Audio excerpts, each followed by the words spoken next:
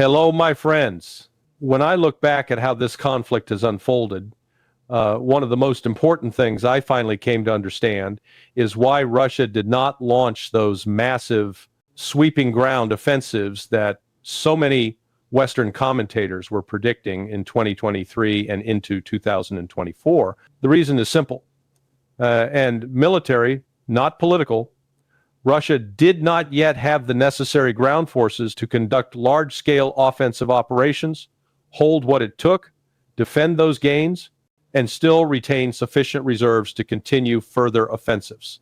At the start of the special military operation in February 2022, Russia entered with roughly 350,000 ground troops.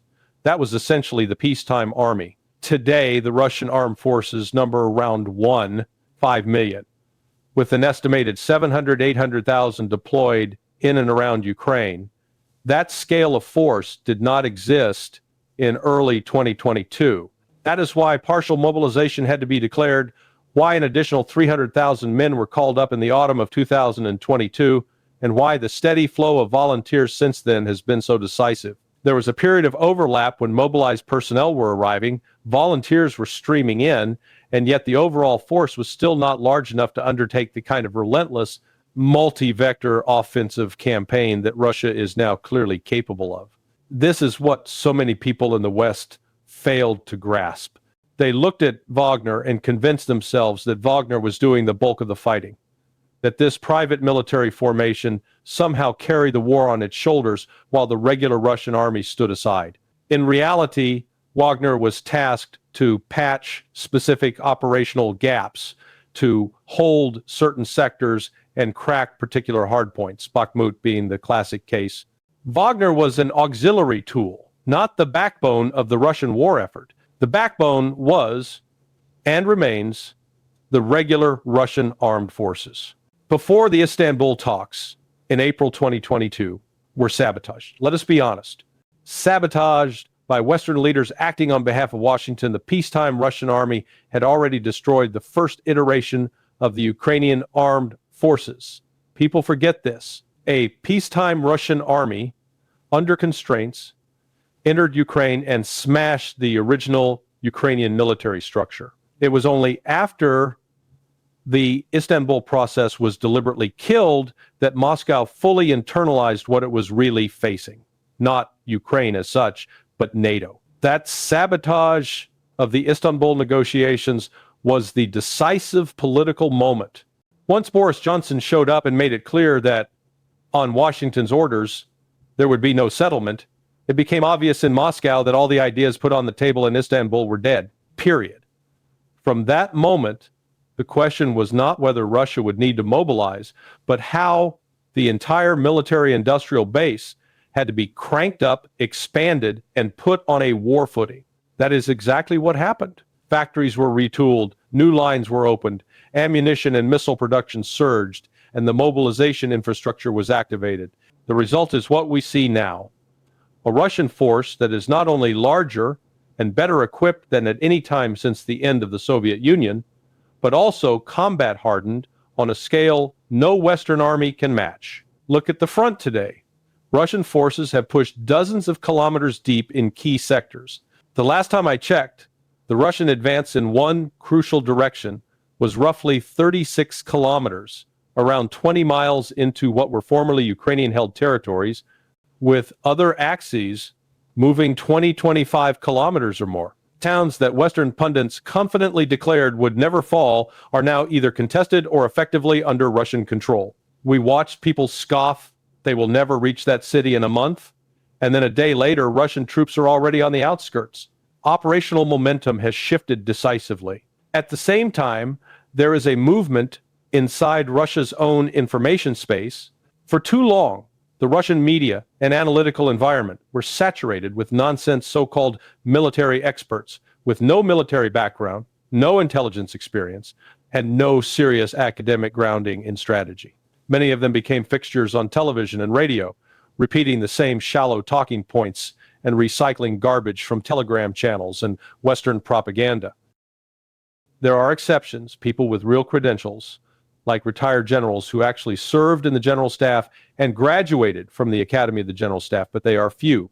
My friends inside Russia, people with genuine military careers behind them, have had to sit across from former ground forces, commanders fired for corruption, hearing them parrot the same uninformed nonsense as civilian bloggers. That entire layer of pseudo-expertise is now being exposed and swept aside because reality at the front has its own logic and it does not tolerate illusions. This clearing of the air, both in the West and in Russia, is long overdue.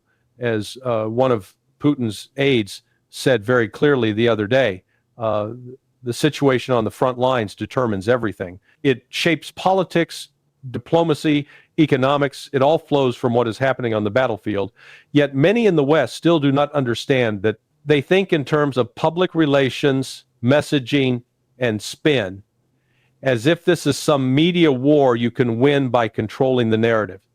It is not. This is a real war. Artillery, missiles, drones, infantry, logistics. That is what decides outcomes, not think tank talking points. A particularly revealing misunderstanding in Washington and among Trump's circle is the notion that dealing with Russia is like negotiating a real estate transaction.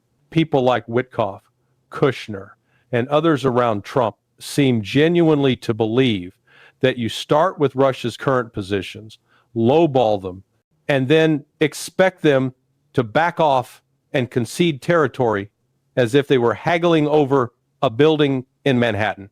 That is not how this works with Russia. On the core issues, Crimea, Zaporozhye, Kherson, Lugansk, Donetsk, there is nothing to haggle over.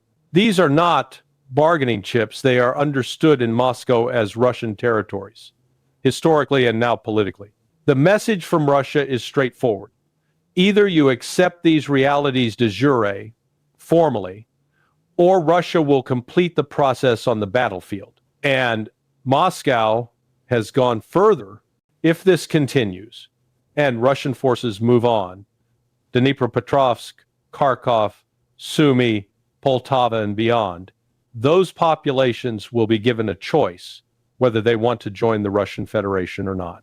Given the accumulated experience, the chaos, and the corruption they have endured under Kyiv's regime, the odds are clear. Many of those people will choose Russia. That is why I have argued, and will continue to argue, that by the time this is over, Russia will not only control the territories already incorporated, but also Kyiv and Odessa. In other words, the strategic map of Eastern Europe will be fundamentally altered. Putin hinted at this recently when he openly stated that Ukraine may lose access to the sea altogether. That comment sent shockwaves through NATO capitals and their proxy networks. It also intersected with another Western fantasy, the notion that the Russian Black Sea Fleet has somehow been destroyed. British special services and their private military contractors specialize in sabotage, terrorism, and false flag operations. They have demonstrated this with drone boat attacks, undersea sabotage, and attacks on civilian infrastructure. But they do not know how to conduct real naval warfare. They operate as terrorists, not warriors. Even Romania, which initially allowed itself to be drawn into some of these schemes, has begun to push back. Turkey, too, has made its position clear. Yet Western figures like Petraeus and others keep repeating the line that the Russian Black Sea Fleet has been rendered ineffective. They have no idea what they are talking about. The fleet remains very much active. It launches Caliber cruise missiles almost daily from both submarines and surface ships striking targets across Ukraine. It has its own aviation component, including aircraft such as MiG 29 seconds and Su-30 SM-2S, fourth plus generation fighters equipped with long-range standoff weapons. If Russia decides to impose a genuine naval blockade, it can do so. Moscow can draw a line in the Black Sea, likely along a key geographical feature, and announce anything that crosses this line, in or out, will be sunk. That blockade can be enforced from the air, from submarines, and from surface ships. That is what a real naval blockade looks like, not the theatrical rhetoric you hear from Western politicians. Part of the confusion in the West stems from a basic misunderstanding of what Russia means by special military operation. Westerners hear that phrase and assume it means Russia is not serious, that the country has not mobilized, and therefore is running out of men. In reality, the term is political and legal.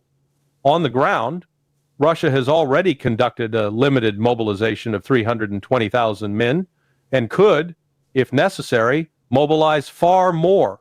Friends of mine inside Russia, including people like Stas Karpivnik, have pointed out that the immediate reserve, those who can be called up tomorrow and appear at their local commissariats, is on the order of 5 million.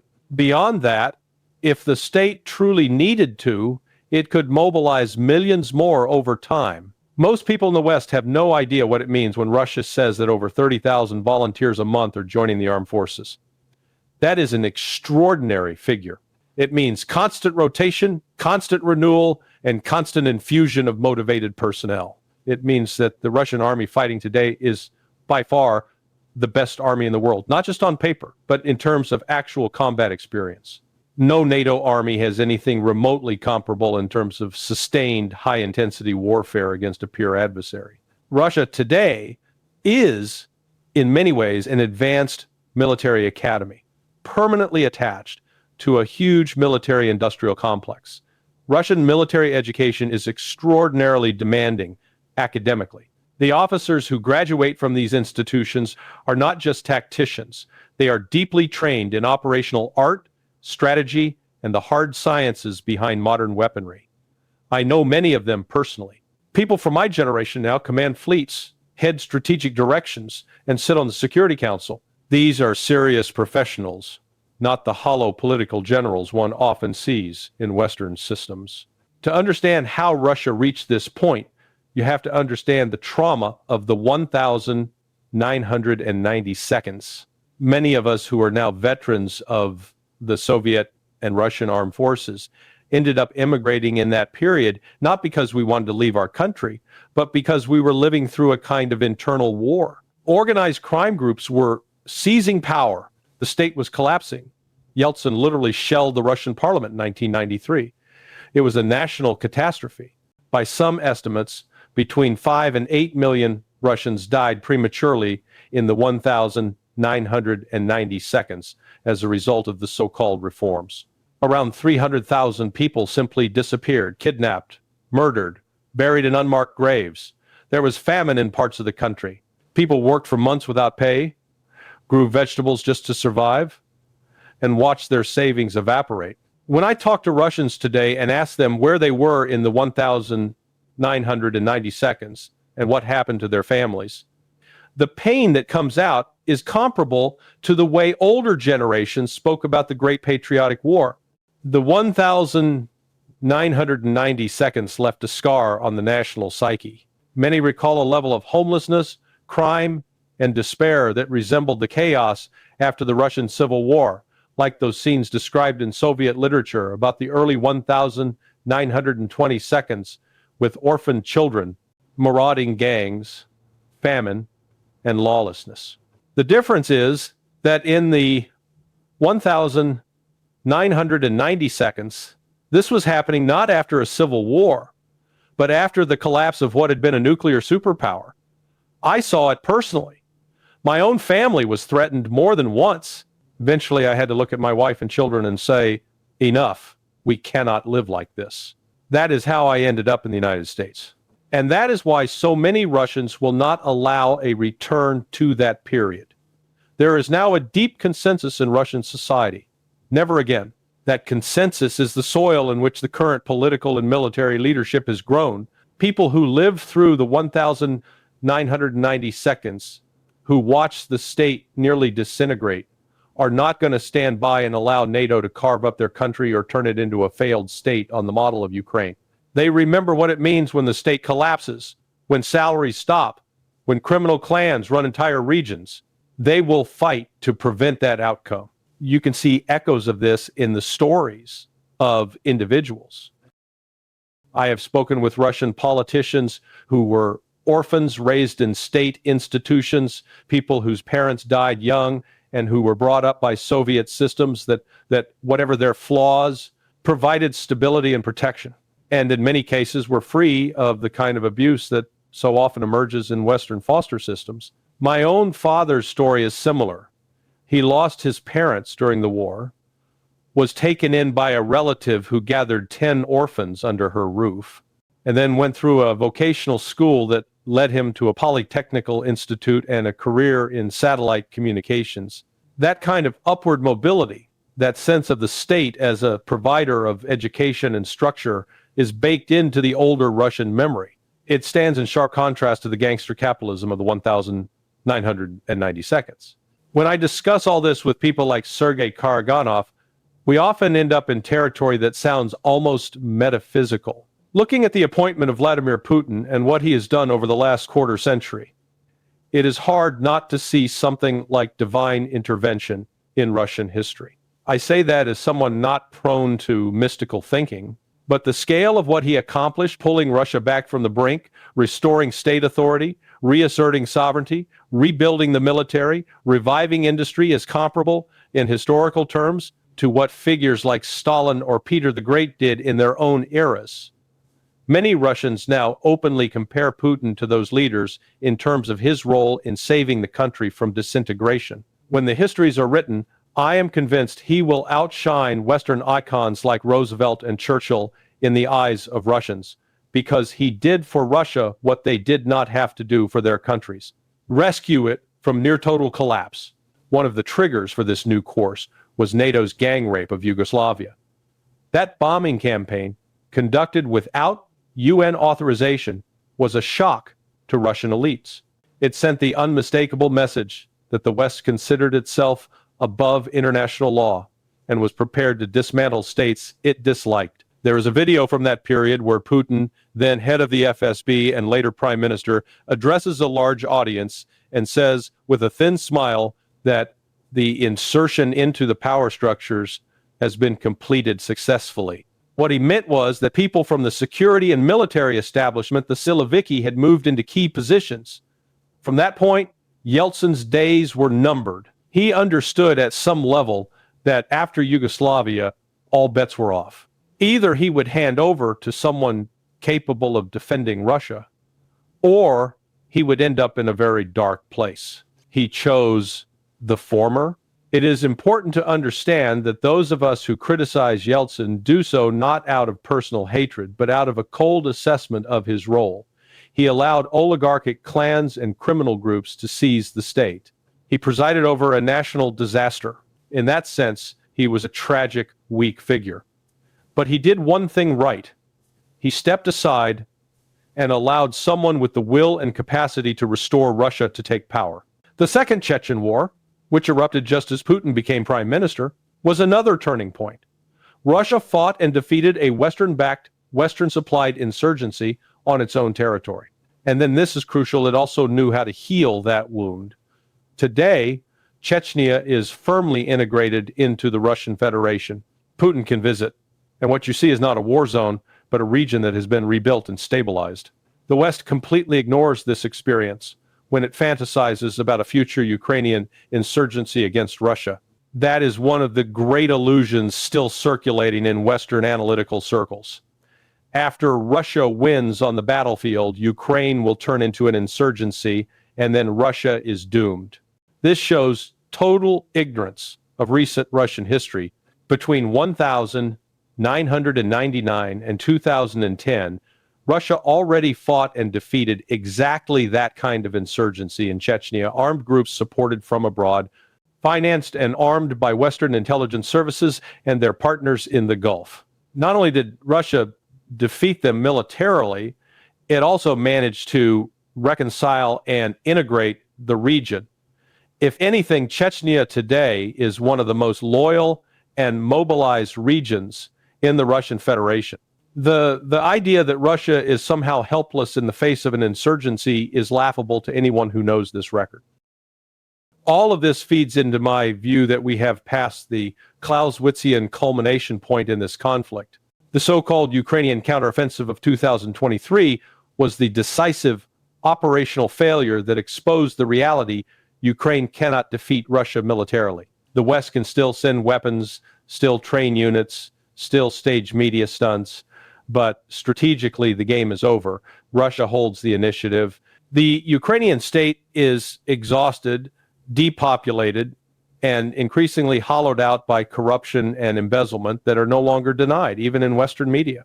In a strange twist of fate, Trump, whatever his own motives, is now in effect doing Putin's work by dragging the corruption of the Kiev regime into the open, attacking the endless flows of money, and demanding accountability. We have reached the point where even official U.S. national security documents talk about the need for an expeditious end to the conflict. Russia has laid out its conditions many times. They are not a mystery. Accept the new realities on the ground, recognize the Russian status of the territories in question, demilitarize what remains of Ukraine, and remove NATO infrastructure from Russia's borders. Do that, and the conflict can end in a manner that leaves some space for a neutral, demilitarized Ukraine. Refuse, and Russia will simply continue to grind down what remains of Ukraine's military piece by piece, while the West suffers a strategic defeat it will not be able to conceal. Against that backdrop, my own role is modest.